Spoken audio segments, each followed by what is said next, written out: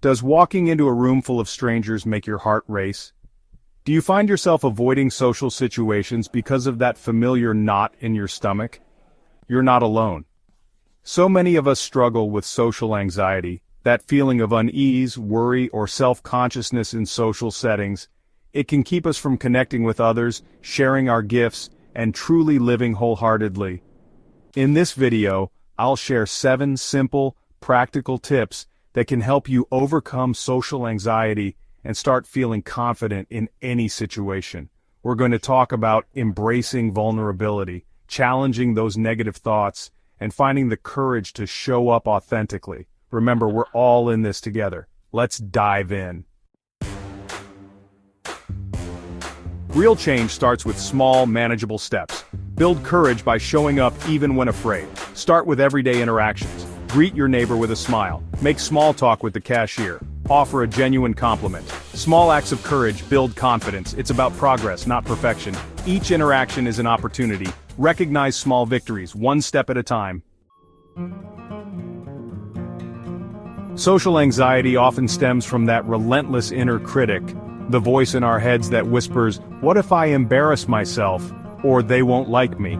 We start catastrophizing, imagining the worst-case scenarios, and before we know it, we're trapped in a cycle of fear and avoidance. But here's the thing.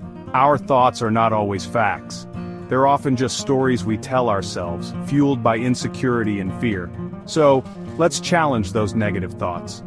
Here's a practical exercise. Grab a journal and write down those fears that pop up in social situations. Then, for each fear, write down a logical, positive alternative. For example, instead of "what if I say something stupid," try "what if I have a great conversation and connect with someone new." Don't jump into the most anxiety-inducing situation imaginable.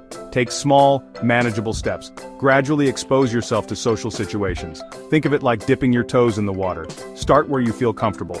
Gradually increase the challenge. Join a small group activity or social gathering. Listen to your body and honor your limits. It's okay to take a step back. Be kind to yourself. Progress over perfection. Chapter 4. When anxiety takes over, our bodies go into fight or flight mode. Our heart races, our palms sweat, and it feels impossible to think clearly. That's why learning to regulate our nervous system is crucial in managing social anxiety. One of the simplest, most effective ways to do this is through our breath. When we're anxious, our breath becomes shallow and rapid. But by consciously slowing down and deepening our breath, we can send a signal to our bodies that it's safe to relax. Here's a quick breathing exercise you can try anytime, anywhere. Inhale deeply through your nose for a count of 4, hold for a count of 4, and exhale slowly through your mouth for a count of 4. Repeat this for a few minutes and notice how your body begins to relax. For many of us, the thought of walking into a room full of strangers and striking up a conversation can feel paralyzing. We worry about saying the wrong thing, running out of things to talk about, or those awkward silences. But here's the secret. Conversations don't have to be perfect to be meaningful. In fact, some of the most genuine connections come from embracing those imperfections. One way to ease the pressure is to have a few go-to questions or icebreakers in your back pocket. Simple things like, "What brought you here today?" or "What's your favorite thing about event topic?" can be great conversation starters. When we're consumed by social anxiety, it's easy to get stuck in our heads, overanalyzing every word we say and every move we make. But here's a powerful shift. What if, instead of focusing on ourselves, we shifted our attention to the other person? Genuine curiosity is like a superpower in social situations. When we're truly interested in getting to know someone, the pressure to perform melts away. We become present, engaged, and the conversation flows more naturally. Show the other person you're listening by making eye contact, nodding, and asking follow-up questions. You'll be amazed at how quickly this simple shift can ease your anxiety and create a more meaningful connection.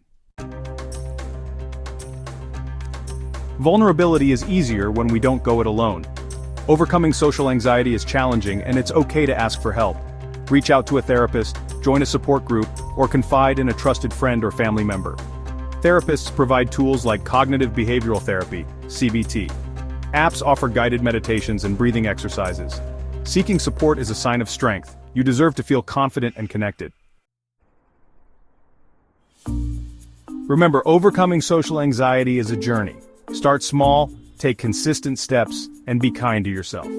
There will be good days and not so good days, but the important thing is to keep showing up, keep practicing, and keep believing in your ability to connect and thrive. Which tip will you try first? Share your thoughts in the comments below. And if you found this video helpful, don't forget to like, share, and subscribe for more confidence-building tips. Courage doesn't mean you don't feel afraid, it means you don't let fear stop you. Now go out there and shine.